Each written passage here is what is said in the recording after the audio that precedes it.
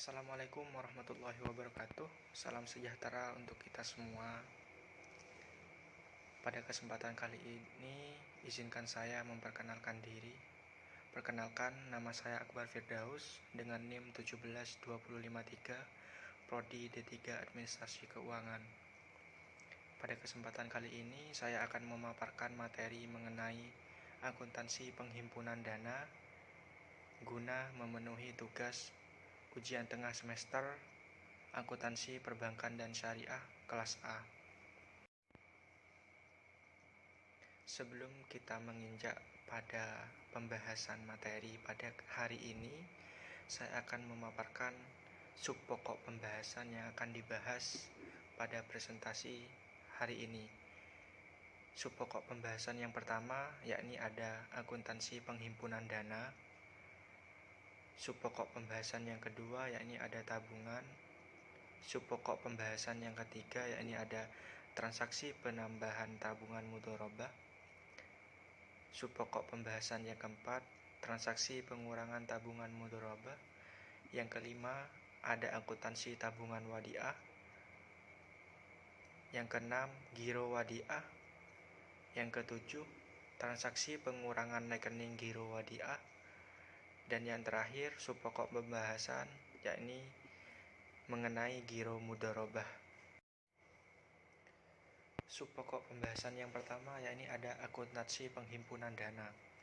Penghimpunan dana masyarakat di perbankan syariah menggunakan instrumen yang sama dengan penghimpunan dana pada perbankan konvensional, yaitu terdapat instrumen giro, tabungan, dan deposito. Ketiga jenis instrumen ini biasa disebut dengan istilah dana pihak ketiga atau yang bisa disingkat dengan DPK. Menggunakan instrumen yang sama, mekanisme kerja masing-masing instrumen penghimpunan pada bank syariah berbeda dengan instrumen penghimpunan pada bank konvensional. Perbedaan mendasar mekanisme kerja instrumen penghimpunan dana syariah terletak pada tidak adanya bunga yang lazim digunakan oleh bank konvensional dalam memberikan keuntungan kepada nasabah. Ketentuan tentang larangan haramnya menggunakan mekanisme bunga bagi bank syariah difatwakan oleh Dewan Syariah Nasional atau yang disingkat dengan DSN dalam Fatwa Dewan Syariah Nasional nomor 1 tentang giro, nomor 2 tentang tabungan, dan nomor 3 tentang deposito. Selanjutnya yakni tabungan. Tabungan menurut Undang-Undang nomor 10 tahun 1998 tentang perbankan adalah simpanan yang penarikannya hanya dapat dilakukan menurut syarat tertentu yang telah disepakati, tetapi tidak dapat ditarik dengan cek, biliet giro, dan atau alat lainnya yang dipersamakan dengan itu. Sama halnya dengan giro, mekanisme tabungan yang dibenarkan oleh Dewan Syariah Nasional bagi bank syariah adalah tabungan yang berdasarkan yang pertama, prinsip mudharabah, dan yang kedua yakni prinsip wadiah. Tabungan mudharabah harus mengikuti ketentuan mudharabah yang ditetapkan oleh Dewan Syariah Nasional, sedangkan tabungan wadiah harus mengikuti ketentuan wadiah yang difatwakan oleh Dewan Syariah Nasional. Sub pokok pembahasan yang ketiga yakni ada transaksi penambahan tabungan mudharabah. Beberapa transaksi terkait tabungan mudharabah dapat mengakibatkan bertambahnya saldo tabungan mudharabah. Transaksi tersebut antara lain adalah setoran tunai nasabah, transfer dari kantor cabang lain ke rekening nasabah, transfer dari bank lain ke rekening nasabah, dan penerimaan bagi hasil mudharabah ke rekening nasabah. Berikut contoh transaksi penambahan saldo rekening tabungan mudharabah. Kasus 6.1. Pada tanggal 2 bulan Juni, Bank Murni Syariah BMS Cabang Yogyakarta menerima setoran tunai pembukaan tabungan mudharabah atas nama Ursila sebesar Rp3.500.000.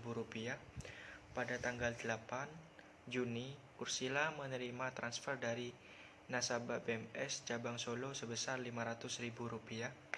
Pada tanggal 17 Juni, Ursila menerima kiriman dari nasabah Bank Peduli Syariah BPS sebesar Rp1.500.000 dan pada tanggal 31 Juni Ursila menerima bagi hasil tabungan mudharabah dari BMS sebesar Rp20.000. Maka jurnal untuk transaksi di atas adalah sebagai berikut. Pada tanggal 2 Juni, debit cash sebesar Rp3.500.000, kredit tabungan mudharabah atas nama Ursila sebesar Rp3.500.000. Pada tanggal 8 Juni, debit RAK cabang Solo sebesar Rp500.000, kredit tabungan mudharabah atas nama Ursila sebesar Rp500.000. Pada tanggal 17 Juni, jurnalnya debit giro pada Bank Indonesia sebesar Rp1.500.000, kredit tabungan mudharabah atas nama Ursila sebesar Rp1.500.000, dan pada tanggal 31 Juni, debit hak pihak ketiga atas bagi hasil sebesar Rp20.000, kredit tabungan mudharabah atas nama Ursila sebesar Rp20.000. Subpokok pembahasan selanjutnya mengenai transaksi pengurangan tabungan mudharabah. Beberapa transaksi yang dapat mengakibatkan berkurangnya saldo tabungan mudharabah adalah penarikan tunai oleh nasabah, transfer ke rekening lain pada bank yang sama, transfer kepada nasabah bank lain, serta penarikan biaya administrasi tabungan, pajak, dan lainnya oleh bank. Contoh transaksi pengurangan saldo rekening tabungan mudharabah, kasus 6.2. Pada tanggal 7 bulan Juni, Ursila nasabah Bank Murni Syariah BMS cabang Yogyakarta menarik tunai tabungan mudharabah sebesar Rp1.500.000.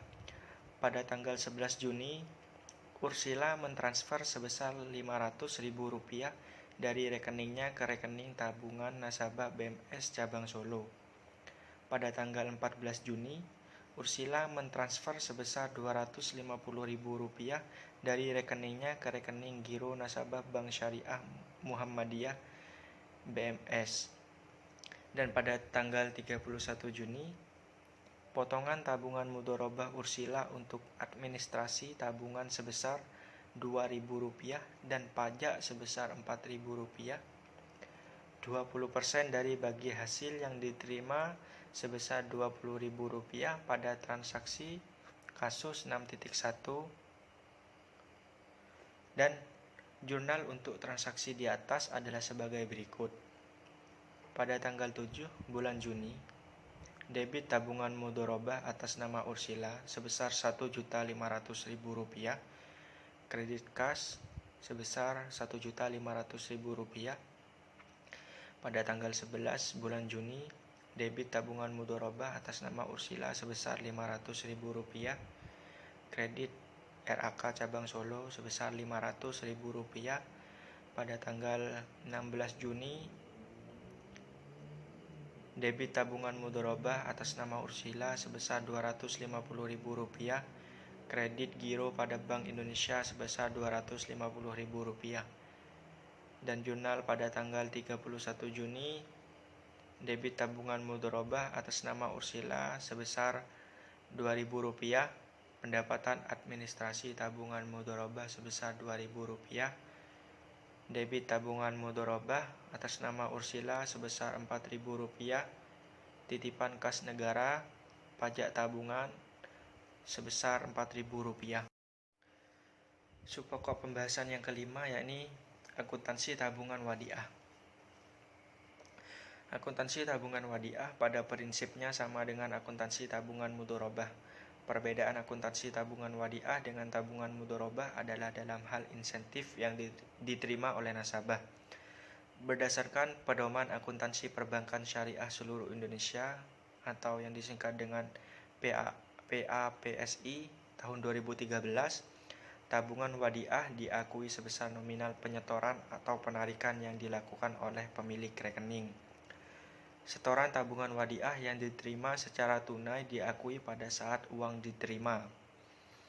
Setoran tabungan wadiah melalui clearing diakui setelah efektif diterima. Insentif yang diberikan kepada nasabah tabungan mudharabah disebut dengan hak pihak ketiga atas bagi hasil yang dihitung dalam persentase tertentu yang harus dibayar oleh bank secara periodik sesuai dengan tingkat keuntungan bank syariah.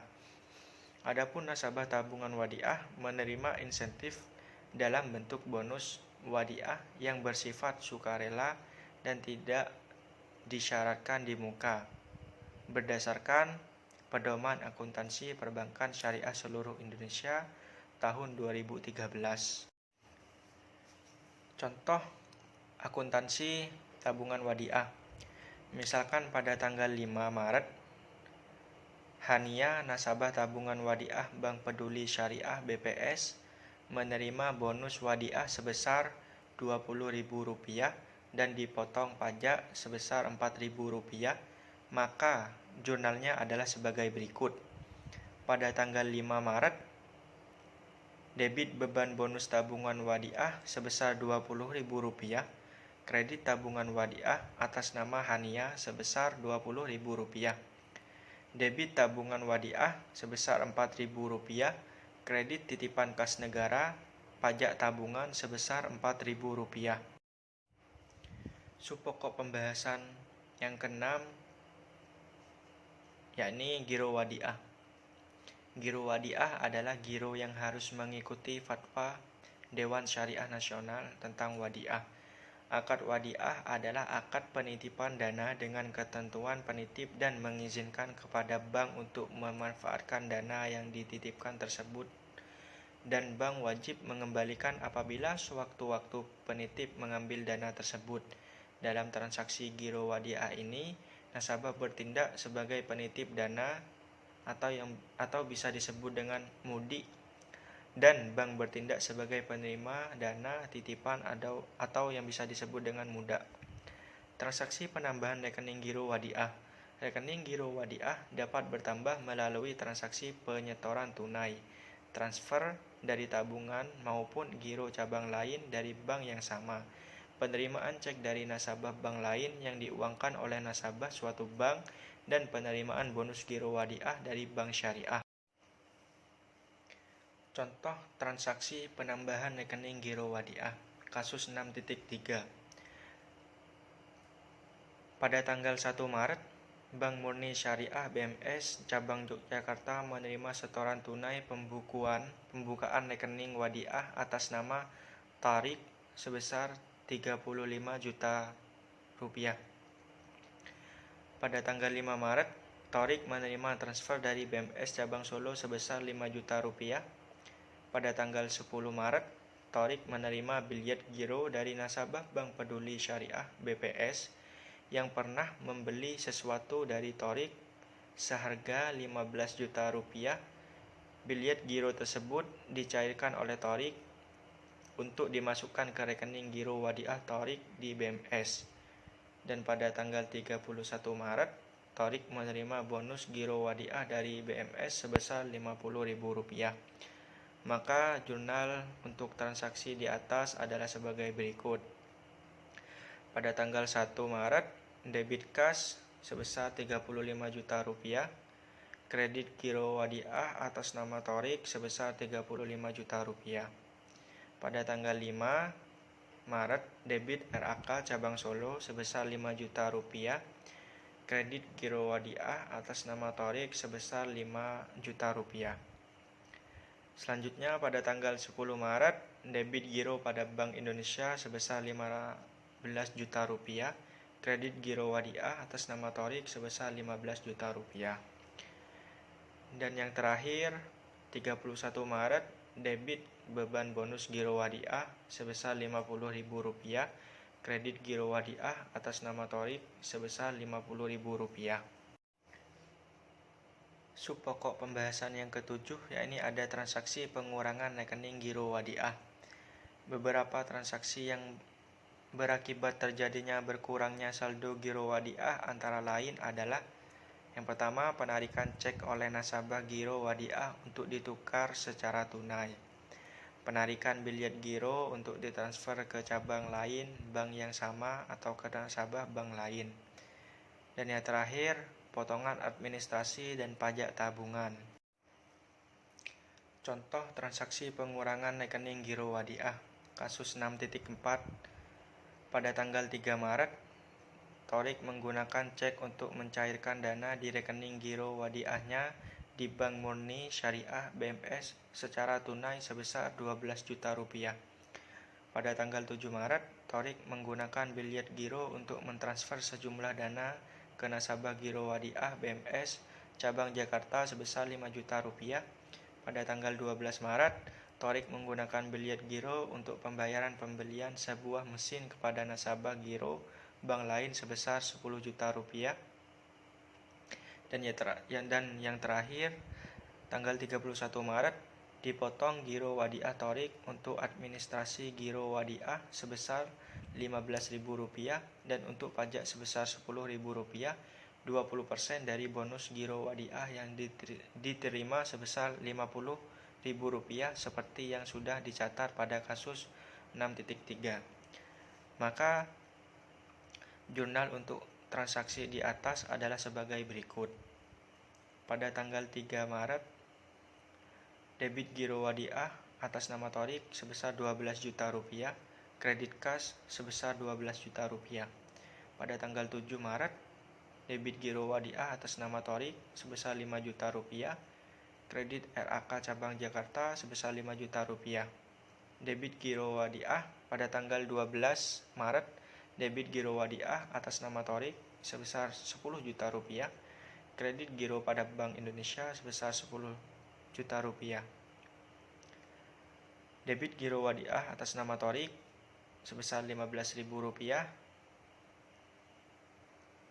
kredit pendapatan administrasi giro wadiah sebesar Rp15.000 pada tanggal 31 Maret, debit giro wadiah atas nama Thorik sebesar Rp10.000, kredit titipan kas negara pajak giro Rp10.000. Terima kasih atas perhatiannya, kurang lebihnya saya mohon maaf jikalau ada salah kata dan ucap. Wabillahi taufiq wal hidayah. Wassalamualaikum warahmatullahi wabarakatuh.